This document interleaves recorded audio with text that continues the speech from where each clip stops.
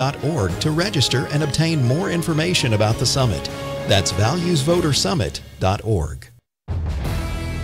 Even more women confronted pre-Roe, and how many women died and how many more women were maimed because of unsafe abortion practices. As a deeply religious person, it's also unchristian. Would you release tapes? Well, if somebody really wants to challenge me, of course. These sources are going to remain confidential. Trump's environmental policies could lead to an additional 80,000 unnecessary deaths every decade. You don't need to be a tree hugger to recognize the cost of climate change. We have a president that is denying the impacts of this hurricane season last year and this year. This isn't rocket science, folks. It's climate science.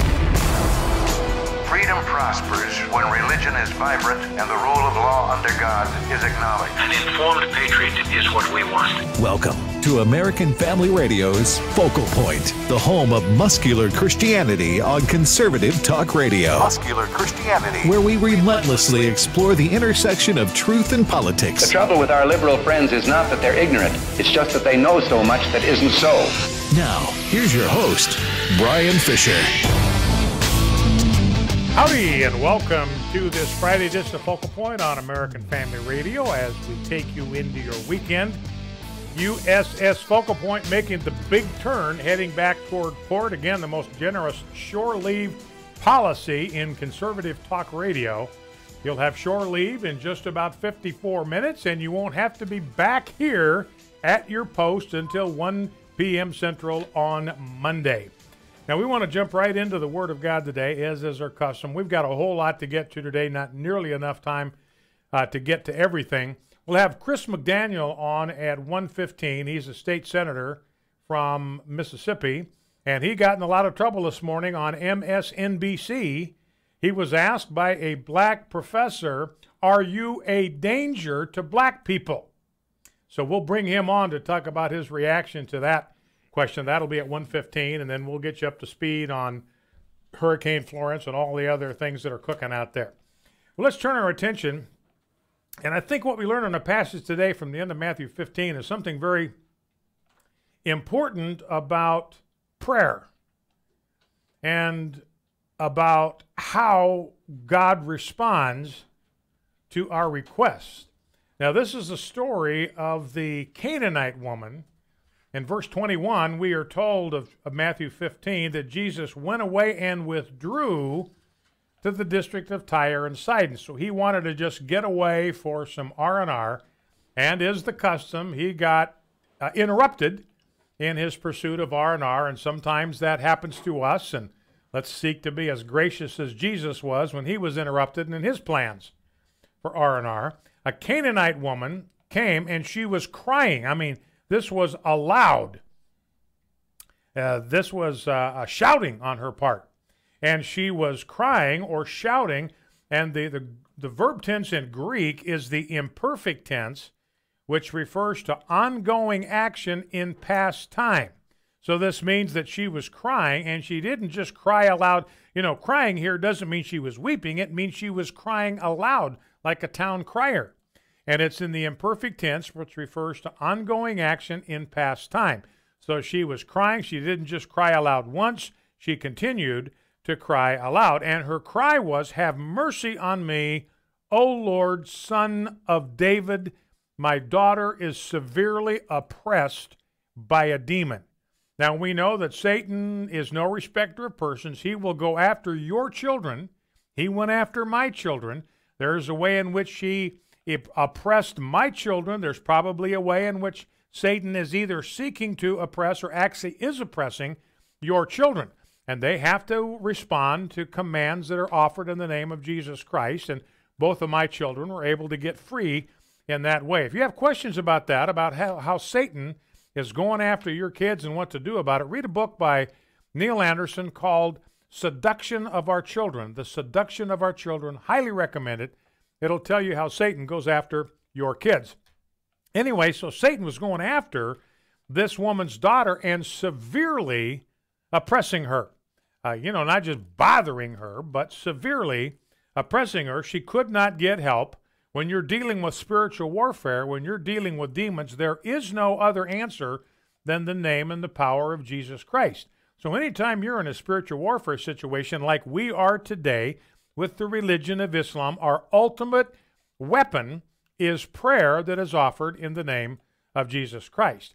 But she's crying out for help. She wants help. She refers to Jesus, even though she's a Canaanite, she refers to Jesus as the Son of David. So she's on her path to becoming a true believer, and she's appealing to Christ to heal her. He did not answer her a word. Now, doesn't that strike you as odd?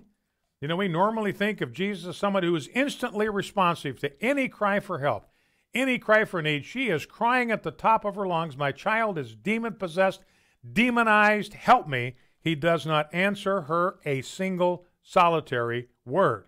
And his disciples came, and they begged Christ. Again, this is the imperfect tense. This is ongoing action in past time. They're imploring Christ, not just once, but over and over and over again, send her away, for she is crying out after us. And the expression after us means literally she was following them around. She was right on their heels. Wherever they went, she was right there crying at the top of her voice that she needed help for her severely demonized daughter. Finally, Christ responds. He says, look, I was sent only to the lost sheep of the house of Israel, which was a true fact. That was his mission. That was his primary mission. He doesn't want to get it diverted. I mean, it was the task of the Apostle Paul to take the gospel to the Gentiles. Jesus says that's going to be Paul's job. It's not my job now. I've been sent to the lost house of Israel. So he's staying on task here, but she won't let up. She came and knelt down before him and begged him, saying, Lord, help me. And even that wasn't enough. He answered, it is not right to take the children's bread and throw it to the dogs. Now, dogs in that day were not cuddly little domestic pets. They were scavengers. They ran in packs like wolves. So when he calls her a dog, that's an insulting term. That's a very politically incorrect term to use.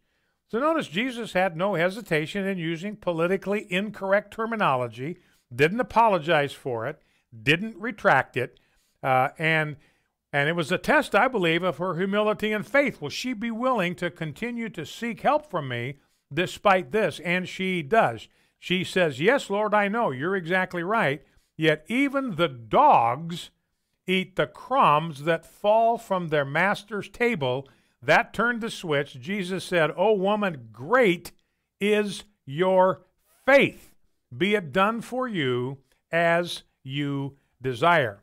Now, I think the key thing here, that the lesson here, the takeaway here, is to learn from this woman's model of faith and prayer, of persistence in prayer. She was persistent. She would not take no for a negative, even when she was seeking help from God. You know, at first it seemed like he was ignoring her, and then it seemed like he was insulting her, but she stayed with it. She continued to persist in prayer, and God answered. Remember, the Bible says, ask, and that's the present tense in the Greek, which means over and over and over again. Ask and keep asking. I mean, there are some prayer requests that Debbie and I pray for every night. We've prayed the same prayer now for years, virtually word for word, and we're going to stick with it until we get an answer. So seek, ask and you shall receive, seek and you will find. That again, that's the present tense. Seek and keep on seeking, and knock and the door will be open to you. And she did until Christ responded. You know, so this is a reminder, as I've said before, that we can change the mind of God. We can change the mind of Christ through prayer and petition. So let's do it, and let's be persistent in our prayer. Well, let's go to prayer as a listening audience, if you'd be kind enough to join me. Lord Jesus, I pray in your name this day for myself, for my family. I pray for the listening audience of Focal Point. I pray for everyone within the sound of my voice right now. I ask you to have mercy on us and to deliver us from spiritual oppression in all of its forms. I pray that you will grant us the great persevering faith of this Canaanite woman. when we kneel before you and cry out after you for ourselves or for those we love, especially our children. Please reward our faith. May it done to us as we ask. In your name. Judy Goodell and her husband set up a charitable gift annuity through the AFA Foundation. What we love about it is that it represents stewardship principles that we feel strongly about. So we got very, very excited about this opportunity. With a charitable gift annuity through the AFA Foundation, an AFA supporter can guarantee a permanent monthly income, as well as supporting the American Family Association for years to come. We do feel convicted about really praying about all that God has really blessed us with. And so many people we know just want to leave it all to their kids. And we know the danger of that. And so we just are really just trying to pray through it, and God gave us great confirmation as we prayed that this would be a good use of the Lord's money. Find out if a charitable gift annuity is right for you at 800-326-4543, extension 345, or email foundation@afa.net. And if the blind lead the blind, both will fall into a pit. My name is Abraham Hamilton III, and this is the Hamilton Minute. In an interview with the far-left outfit Democracy Now!, Democrat candidate for New York's 14th District congressional seat and soon-to-be Congresswoman Alexandria Ocasio-Cortez lamented the fact that people are disappointed when candidates like her don't have fully formed opinions or otherwise understand the issues they discuss publicly. She said this after being unable to articulate a cogent position on Middle East policy concerning Israel. It would almost be funny if she wasn't headed to Washington, D.C. to deliberate and vote on pretty important issues like the federal budget and stuff like that. Listen each weekday from 5 to 6 p.m. Central for the Hamilton Corner with Abraham Hamilton III, public policy analyst for the American Family Association. This is Focal Point with Brian Fisher on American Family Radio. Howdy and welcome to Focal Point on American Family Radio. Brian Fisher is my name. This is the home of muscular Christianity on Conservative Talk Radio, and I am your congenial, convivial, and amiable host. Honored to welcome to our decision maker line someone who's been a frequent guest on this program before, Mississippi State Senator Chris McDaniel, who is also a candidate for the United States Senate. He's running in a very hotly contested race right now among three candidates, and we wanted to talk to him about what happened to him on MSNBC this morning. Senator McDaniel, welcome to Focal Point with Brian Fisher.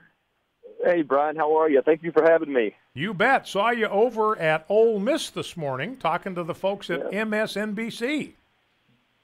Well, I had to walk into the Devil's Den this morning to talk to the liberals, and they need to hear good conservative policy from time to time as well. And you'll learn this about me, Brian. I'm not afraid to debate. I'm not afraid to stand my ground, and I don't care if it's MSNBC or if CNN or whomever. I'm just ready to fight for conservatives. Well, I was watching the crowd, Senator, as you were talking there, and I mean, they were locked into you. They were listening. They were intent.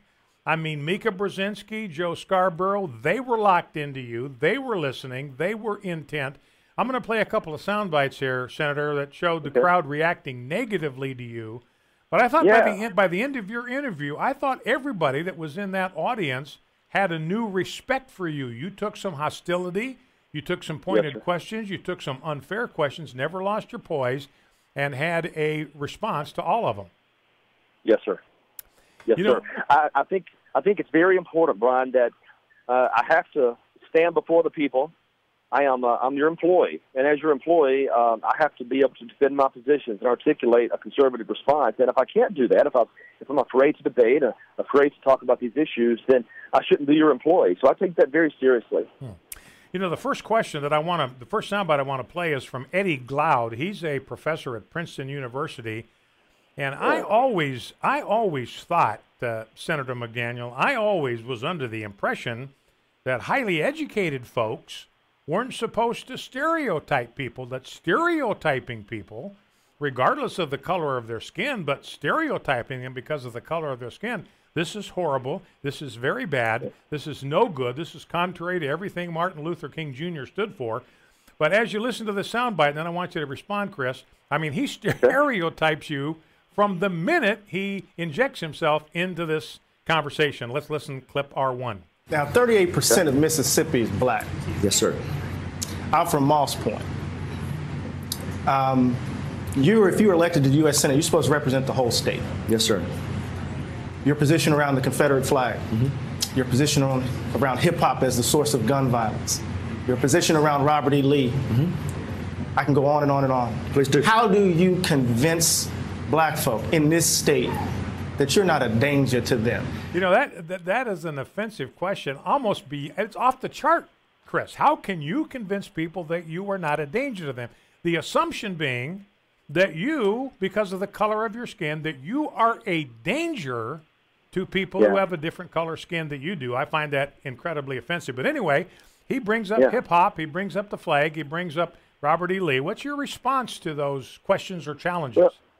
Well, it's entirely troubling, incredibly troubling from someone who's supposed to know better.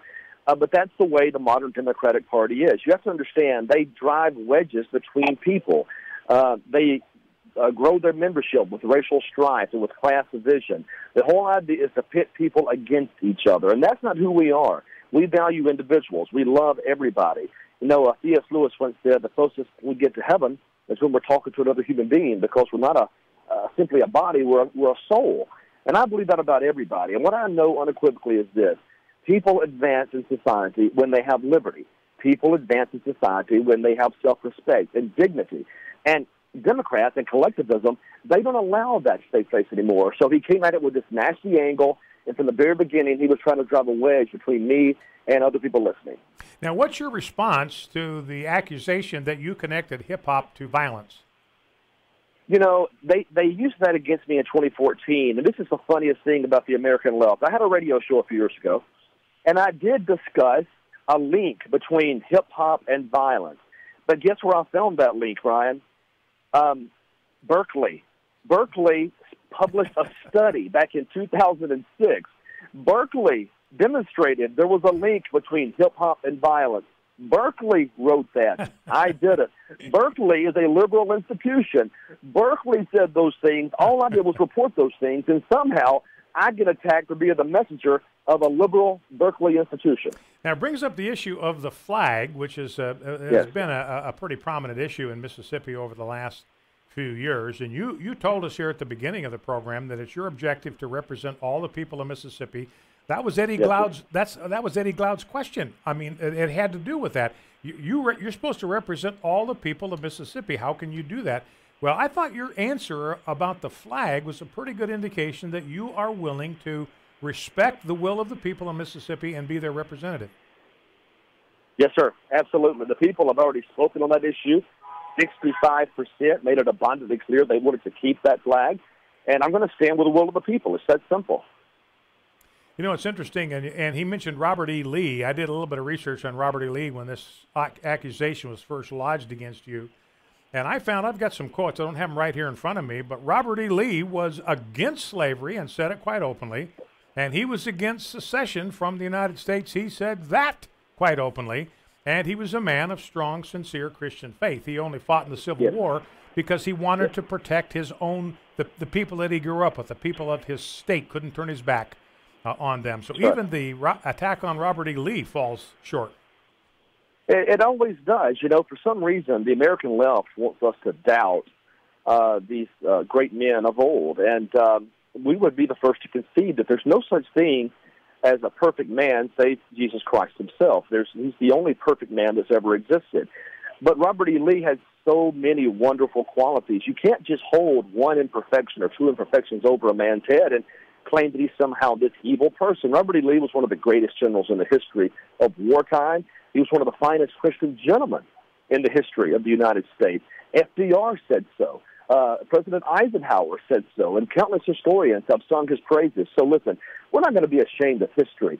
We embrace him because we know he was a good man, despite one or two imperfections, just like we all have one or two imperfections. That's part of being human. Rob, let's grab clip R2. This is the second question from Professor Glaude. I want you to just hear this exchange. You had it with him, but just comment on it after we're done listening.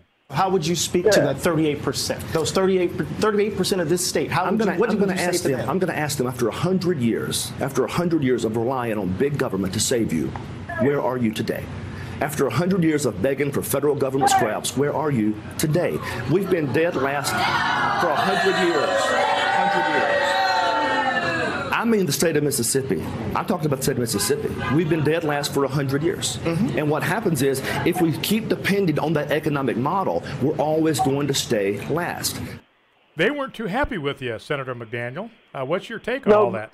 Well, liberals very rarely like to hear the truth. And here's the truth of the matter. As much as it hurts their feelings, I don't care if it hurts their feelings. Here's what the left has to understand. The people of Mississippi, we need jobs, not government handouts. We need prosperity, not more pork, not more strings attached with federal money. Whenever we depend on the federal government to prop up our economy, we will always be dead last. Mississippi has to find a way to revise and reform its regulatory environment and its overall economic environment so we can have real economic growth. Not growth that comes only from Washington, but growth that comes from the private sector. Now, that's not an offensive concept. And look, Brian, I'll tell you, that's true across the board. I'm not a fan of corporate welfare either. My position is we have to create opportunities for individuals to make money. The best way to do that is to allow the market to operate and create jobs for Mississippians. Now, liberals don't like that. Liberals don't want jobs because jobs create self-sufficiency. Jobs create self-governing, autonomous people that don't need liberals for their votes. So, in other words, if the liberals ever really, you get my point, if they free people with jobs and prosperity, they won't have people to depend upon to reelect them perpetually. There was a student that was part of the panel, a student at Ole Miss, and she asked you a question. She was responding to the thing about the flag and your comment, we need to do things that'll cause the Mississippi economy to prosper so more people become self-reliant, self-sufficient. They aren't dependent upon handouts. And here was her response to you about what she thinks would contribute to economic growth. So I would argue, though, that getting rid of the Mississippi state flag, that it actually attracts business. Because you've seen a lot of states and how it's been harmful, these symbols that don't really matter for much, but it keeps us from getting a new car plant. So I personally would care more about economic prosperity than symbolism. Well, here's the thing, though. I've served... By the way, Elisa's mother's in the audience, so she's leading the cheering section. Right. So I understand. You could have invited your family. Well, here's context. And here's the answer to that. We hear that argument from time to time. I've been serving in the state senate now 11 years. We talk to industry and business all the time. Not one that I've seen has backed out because of the state flag. If you can name one, I'll be happy to speak with them. You know, that struck me too, Senator McDaniel, just your poise and that you had a response.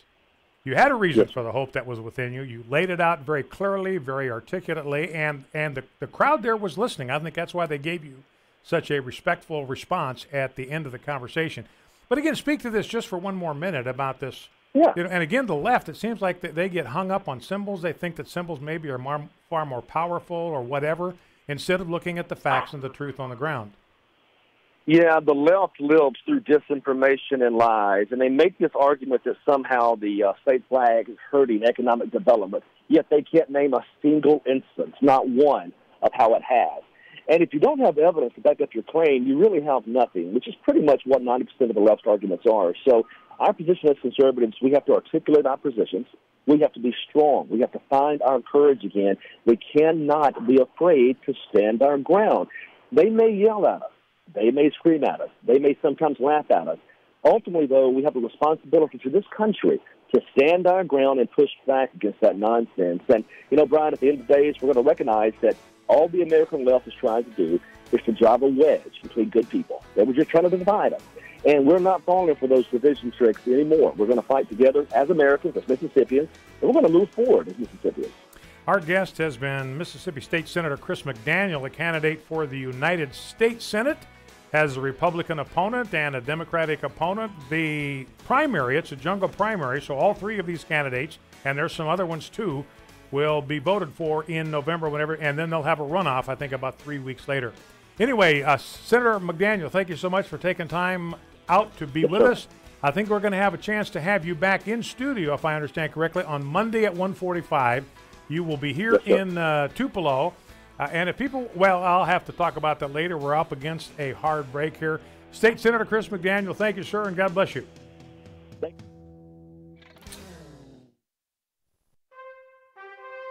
This is Dr. Richard Lamb, president of Southern Evangelical Seminary. Welcome to Bringing Every Thought Captive. Earlier this week, I had the great privilege of attending a premiere of a wonderful new movie entitled Unbroken, Path to Redemption. This movie tells the inspiring, incredible true story of World War II hero and Olympic runner Louis Zamperini. The first half of his story was told in the movie Unbroken in 2014. Zamperini, whose plane crashed in the Pacific, floated on a life raft for 47 days, was captured by the Japanese, and terribly tortured as a POW. Unbroken, Path to Redemption tells the miraculous and inspiring story of Louis Zamperini's struggles with post-traumatic stress disorder, alcoholism, and the rifts these caused in his marriage. Louis's life was turned around by attending Billy Graham's historic 1949 crusade in Los Angeles. Will Graham, Billy Graham's grandson, plays his grandfather in the movie. This is a movie that beautifully portrays the life-transforming power of the gospel of our Lord and Savior Jesus Christ. The movie opens this weekend in movie theaters across the country. Go see it. Take your friends. Take an unsaved friend to see it. This powerful movie will impact. And in doing so, you will be voting with your pocketbook. The reality is, the more people who see Unbroken, Path to Redemption this weekend, the more theaters will show the movie in subsequent weekends across the country, and the more movies like this with a gospel theme will be made in Hollywood. Go see this wonderful film. This is Richard Land.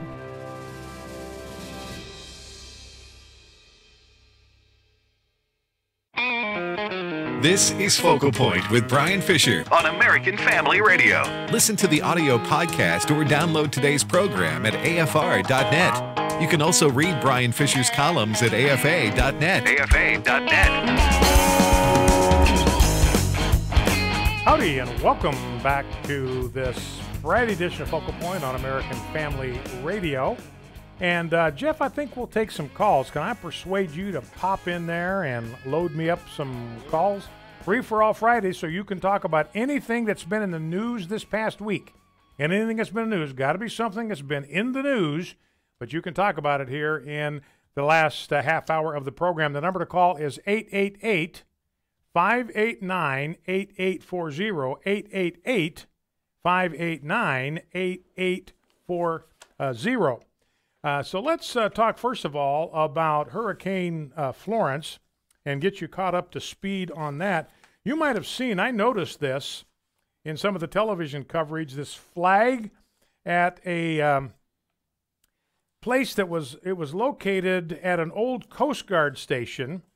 It's now been converted into a B&B, but it used to be, it's called the Frying Pan Tower, used to be an old Coast Guard station, and that flag was just being shredded by the hurricane force winds, 100 plus miles an hour. Well, that flag has been shredded, but the good news is that there is a flag that has been donated to take its place. There were some angry calls from veterans when they saw what was happening to that flag, that it was being shredded. They called and said, look, you need to get out there and replace it. And so they did. There's been a donated flag that'll be up in its place. So that is a good news story. One other thing about the hurricane, you know who even first responders depend on to decide how serious a hurricane is? You know who they watch? They watch Waffle House, because Waffle House never closes. They stay open. They've even got a recipe, or a menu. It's a shrunk menu, but they're operating off of generator power. So they've got a reduced menu. They're open 24 hours a day. You come into a Waffle House, and you can order off of their stripped down menu because they basically just don't close. So the first responders know, like even the people in FEMA know, if you drive by a Waffle House and it's closed, you know that it is really, really bad. And they've got a hurricane center in their headquarters. I saw a picture of it this morning where they track these hurricane and the activity, and so they'll know what to do with their stores. So the restaurant just doesn't shut down virtually unless it is physically destroyed. Here's an article from Zero Hedge. This tenacity led FEMA to create an index to gauge the severity of hurricanes and their damages using Waffle House as a barometer. You know, when the first responders are looking for a place to eat, they know just where to go. The closest Waffle House, that's where they can get a place and get something to eat, and it's going to be open 24 hours a day. So even first responders using the Waffle House as a barometer. Let's play a couple of clips that have to do with the with Hurricane Florence. The first one is from a meteorologist. Well, I don't know. He might be just a political pundit from CNN. His name is John Avlon, and he is responding here. He's on New Day today talking about the hurricane, and here's what he had to say. It's so bad that according to 2 Harvard scientists, Trump's environmental policies could lead to an additional 80,000 unnecessary deaths every decade. I'm not convinced about the connection between climate change and extreme weather? Well, warmer water means more intense storms. And when President Trump called Hurricane Florence tremendously wet, he was actually onto something. But you don't need to be a tree hugger to recognize the cost of climate change. Here's a stat that will get the attention of even the most committed capitalist. The total cost of U.S. hurricanes this decade is more than $343 billion. That's with a B. This isn't rocket science, folks. It's climate science. And as long as we continue to aggressively ignore it, the cost in lives and dollars will only escalate. All right, and that's so your reality check. All right, so there's John Avlon saying the reality check is here. Donald Trump is going to kill 80,000 people a decade because he's not reducing CO2 emissions. He's going to blame Donald Trump. Remember, Washington Post blamed Donald Trump that this storm even happened in the first place. And now this guy is blaming him for what he projects are going to be 80,000 deaths a decade, 8,000 lives a year. Now, by the way, there is absolutely no evidence of any kind, no evidence whatsoever that CO2 emissions, which is the big bugaboo, that's the one they're worried about, it's plant food, ladies and gentlemen. It's plant food. It's what plants must have in order to survive. It is a gas of life on planet Earth. In fact, because CO2 emissions have gone up, and they've seen this from satellites and so forth, that there's about an area about the size of the continental United States. This is if you take all the areas around the globe that have greened up in the last 20, 25 years as CO2 emissions they have greened up. The Earth is greener. It is, it's thriving. Growing things are loving the increased CO2 in the air. It doesn't cause hurricanes. It generates life. Now, here is a guy by the name of Eric Holthaus. He has less of an excuse than this John Avlon guy because Eric Holthaus actually fancies himself as a meteorologist. So he's on with Chris Hayes on MSNBC, mostly stuff that's nothing but counterfeit news, and they are discussing Hurricane Florence. Here's how it went. It's gotten to the point where, you know, we have a president that is denying the impacts of this hurricane season last year and this year, and actively making the problem worse by not addressing this root cause of worsening storms. This root cause of worsening storms. Now, what you're going to hear, you hear a lot of bloviation about how because of global warming, we are going to have more and more severe weather, more and more severe storms. And they're just going to get worse. They're going to get more extreme, and Florence is an example. Okay, very quickly, and then we'll go to the phones. Here's some information about the frequency of hurricanes. This is from Forbes. So this is, of course, one of the highly respected journals, business journal, but it's highly respected. A good reporting there. And they asked the question. The contributor is a guy by the name of James Taylor, not the musician, by the way. But he says, let's go to the National Hurricane Center and see what their data, this is the National Hurricane Center, they've been tracking information on U.S. hurricanes for 100 years. So let's see what their data says. According to the National Hurricane Center, 70 major hurricanes struck the United States in the 100 years between 1911 and 2010. So that's an average of 7 major hurricane strikes per decade. So let's take a look at the trends from the last 100 years. The most recent decade, between 2001 and 2010, we had 7 major hurricane strikes. That's exactly the average. In the preceding decade, 1991 to 2000, we had 6 major hurricanes. That's 1 below the 100-year average. During the decade between 1981 and 1990, 4 hurricanes struck the United States. That's 3 below the 100-year average. Same total from 71 to 80, 4 major hurricanes. And then in 61 to 1970, 7 major hurricanes, exactly the 100-year average. But, so that means, by the way, in the last 50 years, with all of what these bloviators are saying is this catastrophic global warming, in the last 50 years, there has not been one single year where we've had an above-average number of hurricanes, not one single decade. Okay, let's go back and look at the 50 years prior to that. 1951 to 1960, 9 major hurricanes. Remember, this is before all this catastrophic global warming that we've been having in the recent past. 1941 to 50, 11 major hurricanes. 1931 to 1948 major hurricanes.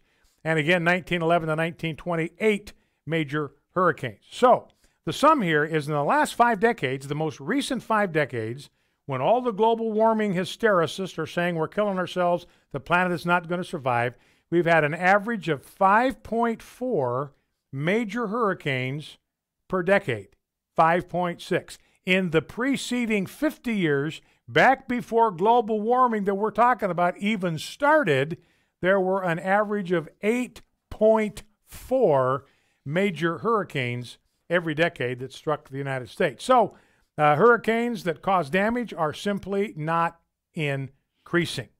We're getting fewer hurricanes, actually, than before global warming started. So again, that is the truth, and that's what you tune in here to get. Focal Point is America's lie detector. They might get their lies past a polygraph, but they're not going to get it past us. It ain't true until Focal Point says it's true. All right, let's grab some phone calls. Encourage callers to keep your calls as succinct as possible. We'll see how many we can get into the program. Let's go to Steve, St. Petersburg, Florida. Steve, thanks for listening. What's on your mind? Talk to me. Yes, Brian, I don't remember whether it was Tuesday or Wednesday. You made a boo-boo. You said Andrew Gillum of Florida, the Democrat, was against Ron DeSantis, the Republican, in the Senate. They were running for the Senate. They're running for the governorship. Yes. All right, Steve, listen, I appreciate that very, very much. I heard from more than one of our listeners. Got alert listeners out there, mind like a steel trap. They're not going to let anything get past me because they know that Focal Point is America's lie detector.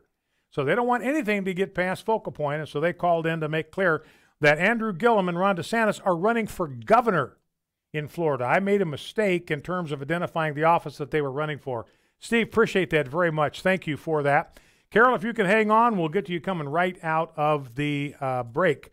Now, one other question about hurricanes. There are 16 nuclear reactors that are located in the Carolinas and Virginia, so naturally people wonder about the safety of these nuclear reactors. We still remember what happened down in Fukushima, but when cooling systems malfunction in a nuclear reactor, portions of the reactor core may begin to melt and melt down. That's what happened at Fukushima. But here's what they do. To prevent accidents, the outer wall of reactor containment systems are made out of reinforced concrete and steel. They are designed to withstand the impact of a large commercial airliner flying debris, even if it's being thrown by 200-mile-an-hour winds, and therefore there's not a lot to fear about what could happen to our nuclear plants. We'll be right back after this break. Focal Point American Family Radio. Give us a call. The same God who reached down and touched this man in a miraculous way wants to reach down and touch the hearts of men and women in our culture today. But we've got to get comfortable living outside of our cultural zone, outside of our comfort zone. Join Dr. David Jeremiah for his series, In Search of the Savior, next time on Turning Point. 5:30 a.m. and 7 p.m. Central on American Family Radio. Imagine you're back to school shopping and your little girl comes running from the restroom in tears saying she saw a man in there. Sadly, scenes like this are playing out at Target stores across the country. Their policy is to allow men into women's restrooms and fitting areas. If some of us don't stand up and say this is wrong, what comes next? Protect your family and send Target a message by doing your back-to-school shopping elsewhere. Learn more and sign the Boycott Target pledge at afa.net. Make your morning peaceful and relaxing this school year. Welcome to Tips with youth educator Dr. Bill Ziegler. I know as a father, the mornings can be crazy if they're not prepared for and planned out thoroughly. Parents, here's some tips to make sure that your child's send-off in the morning is a positive one. First, prepare for your morning in the evening. That's right. Pack the lunches at nighttime. Make sure that they have their books ready. 2, get a landing spot where they can keep their book bags and they have everything to go right before they go out the door. And when they come home, they drop it off there. Thirdly, select clothing at nighttime. Make sure the fashion wars are battled out in the evening, not right before school. And finally, never send your kids off without a hug, a kiss, telling them you love them, and sending them out with a prayer to have a great school day. Bill has terrific resources on the TIPS website to help your child's education. More information is available at 4tips.org. American Family Radio. You're listening to Focal Point with Brian Fisher. Hello and welcome back to Focal Point on American Family Radio. Brian Fisher is my name. Last segment, number to call 888-589-8840. Czech Republic, by the way, moving their embassy from Tel Aviv to Jerusalem, imitating the example of Donald Trump. When leaders lead, people will follow. Here's a story about a Ted Cruz intern. I don't even know if you knew this, Rob. He got arrested near the United States Capitol for possessing unregistered ammunition. He had some shotgun shells in the back of his vehicle, got arrested for possessing unregistered ammunition. I never heard of anything like that. I know they're trying to do that in California, where they're going to stamp like a VIN number on every bullet, but this is just getting completely out of control. That's a new one on me, too. Yeah. 36% of the people, by the way, say they are less likely to buy Nike products after this nonsense with Colin Kaepernick. Illegal immigrant border crossings are surging because the word has gotten out that if they can get here as a family, they get to stay, because judges will not let immigration authorities separate children from their parents. We're not going to send children into a prison system like we do with parents who are criminals. So they get released. It's just catch and release.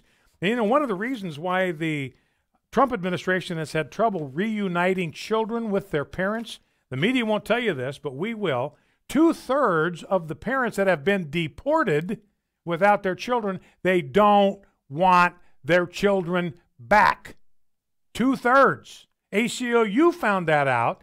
They went down to Central America. They started rooting around to try to identify the parents who had children that had been detained in the United States. And they said, we don't want our kids back. Our whole point was to get them to the United States and dump them on the United States and expect the United States to take care of them. So that's what is going on there. One last thing before we go back to the phones.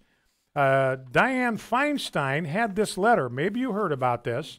Even the New Yorker had a big story today about sexual misconduct. It was in their headline, a sexual misconduct charge against Brett Kavanaugh for something he did while he was in high school, if you can believe it.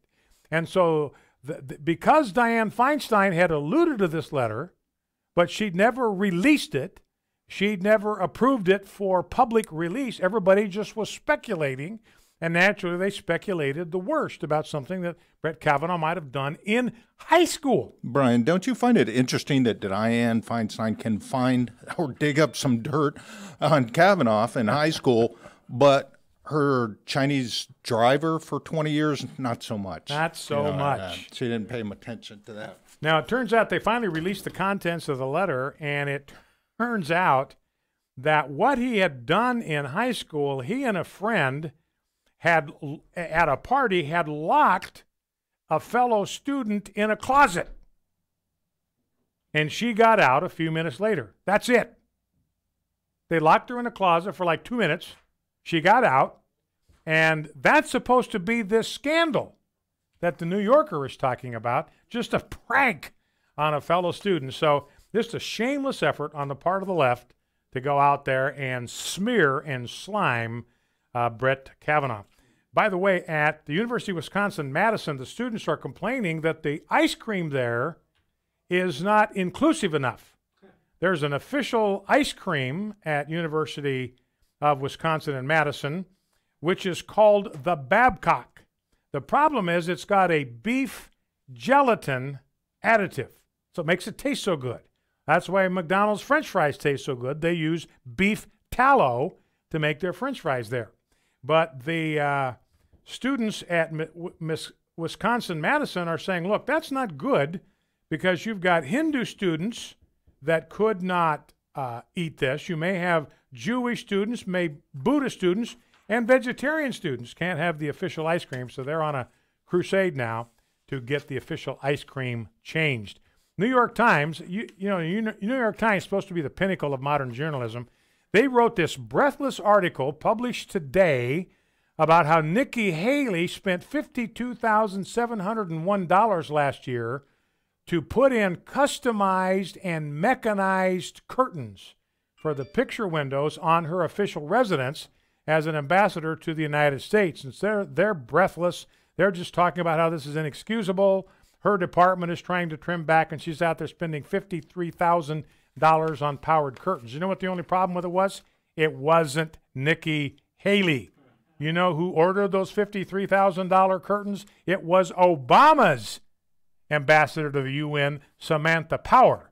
That's what she was doing when she didn't have time to go in and unmask the identities of all of the Americans that had been caught up in surveillance tapes so she could spy on us. All right, well, let's go to the phones.